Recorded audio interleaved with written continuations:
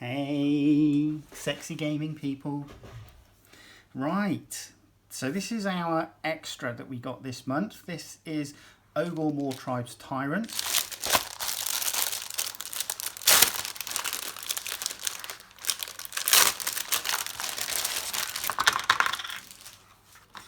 Right, put that aside. Look at that in a moment. Let's have a look at the magazine. It's a very thin magazine this time round.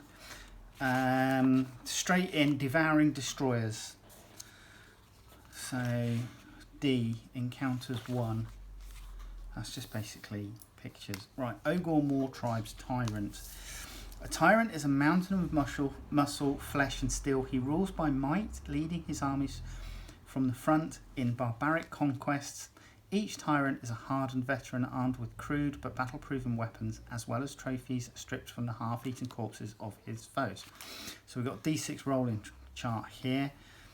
Tyrants forge their destinies in blood, rising to lead by great feats of strength. Roll a dice and check the table below to find out how your tyrant rose to power.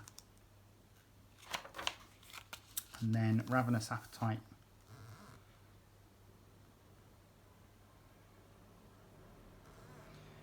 Tyrant's favourite meal to feast upon, and it looks like you can also use this chart to generate a first name and then a last name as well. We have our build section. It's a fairly static, it's a fairly flat static pose. It's got a huge hammer though, big spear, huge hammer, and then we're coming in with a paint. So I'm assuming that we will have, every single paint that we will obviously get within the collection will be used in this tutorial, because this is out of sync with obviously the collection. This is an addition, but it looks like we're going to be getting Balor Brown and Dawnstone, Catachan Flesh as well.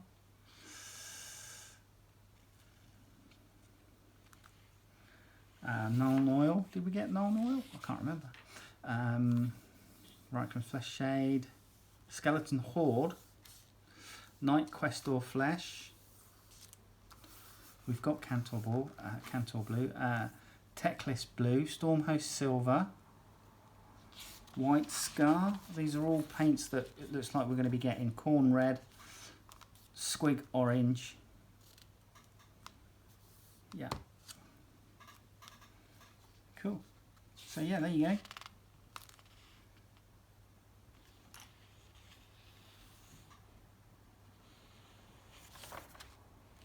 And then his War Scroll. Right.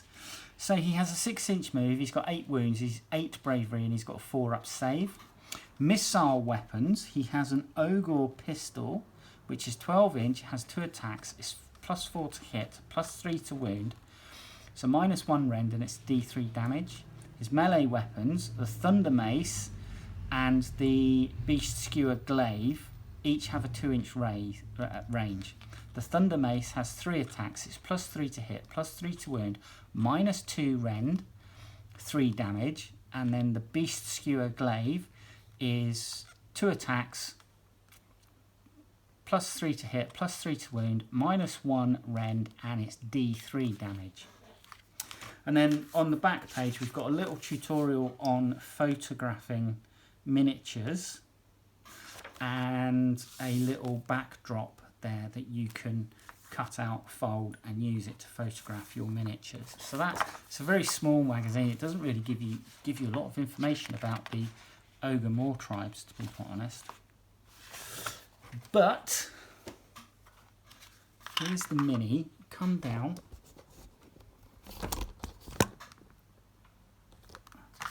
So here we are. Now this is a sculpt of 2019, and that straight away, that Beast Skewer Glaive there is huge. I mean, I think it's as tall or as long as the Ogre is tall. I'm not seeing any options. It looks like there's just one head. Obviously we've got the War Mace here, and then we've got these 2 bits of tusk with some heads attached to the back. The cloak, it's a nicely detailed cloak. Yeah, that'll build up nicely. It will look good when done. Got his little pot belly with his little shield over his belly there. The face looks good. I don't know if you can see that face. But yeah, the face looks good. Yeah, so come back in a second. We'll get this guy built. Hey, sexy people. Let's get the ogre built, shall we? Ogor Mawtribes Tyrant.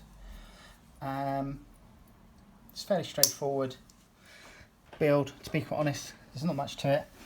We're starting off with the cloak at the back, which is going to go on, forms part of his shoulder there.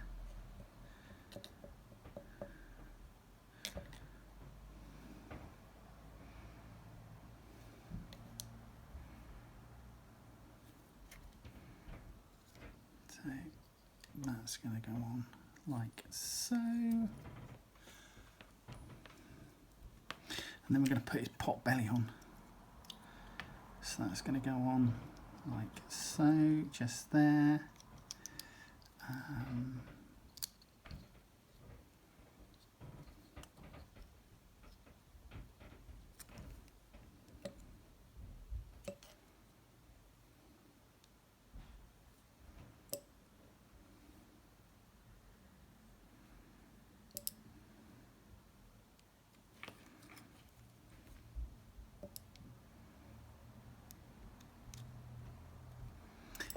And then the feet.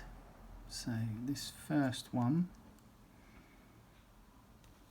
there's some very slight keying on one of these but not the other, which is a bit disappointing.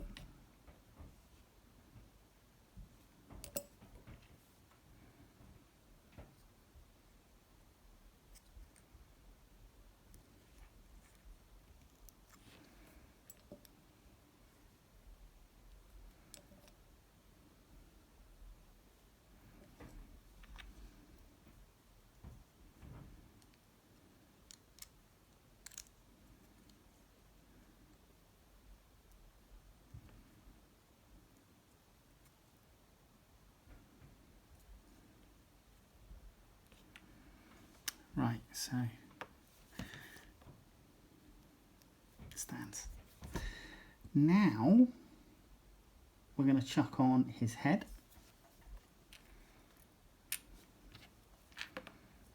So, and this should only go on one way.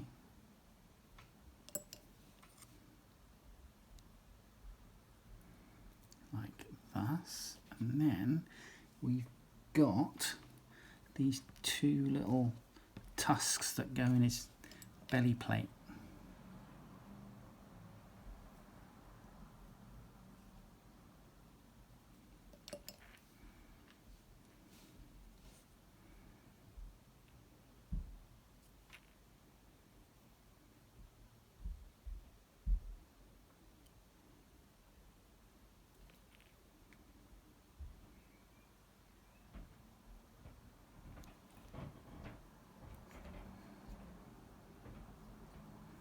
So one, and they are keyed, but it's very shallow.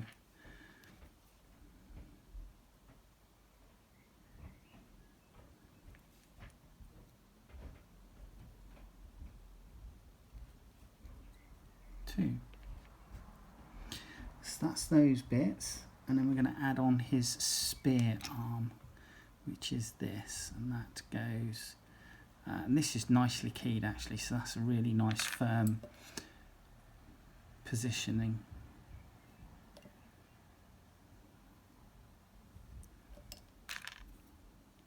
That going in place like so. Now, I'm actually going to glue into his base at this point, just for ease. Or am I? No, I'm not going to, because it will make it easier to be able to get in there and paint his cloak. Next thing, his war mace. So that just goes together. It's 2 halves, nice and simple.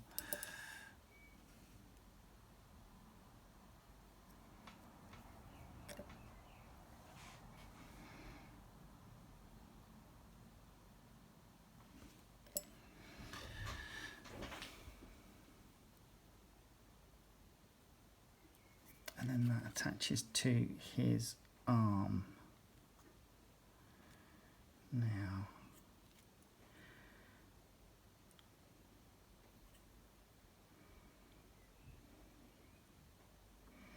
so, okay, so the war mace, yeah, the war mace drops down towards his foot. I'm going to put the glue in this side.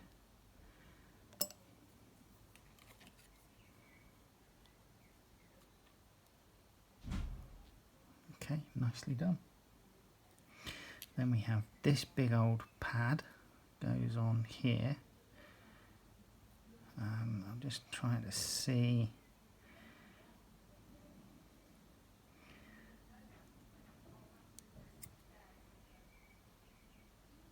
It's not really keyed, but it seems to want to settle.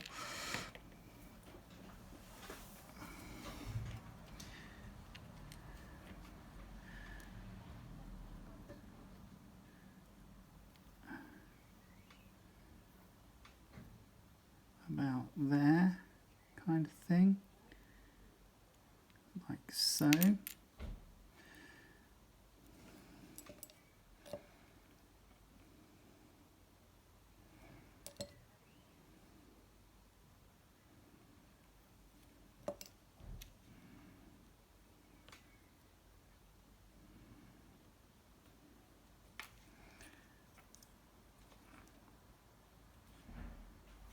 Like that, and then this pad has a little dimple in it, so there's a little, just a little nubbin there.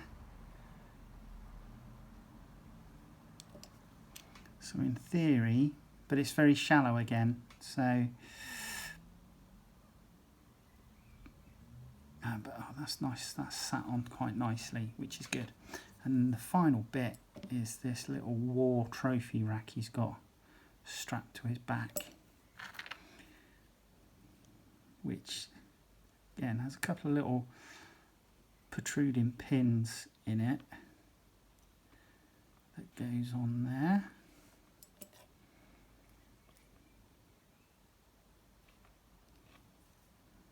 And there you go, that's it, really simple, dead simple. I said before in the video that it's a fairly flat pose, you know, he is just stood there like so. He'll go on his base like that. Okay, join me in the next video. Take care, bye bye.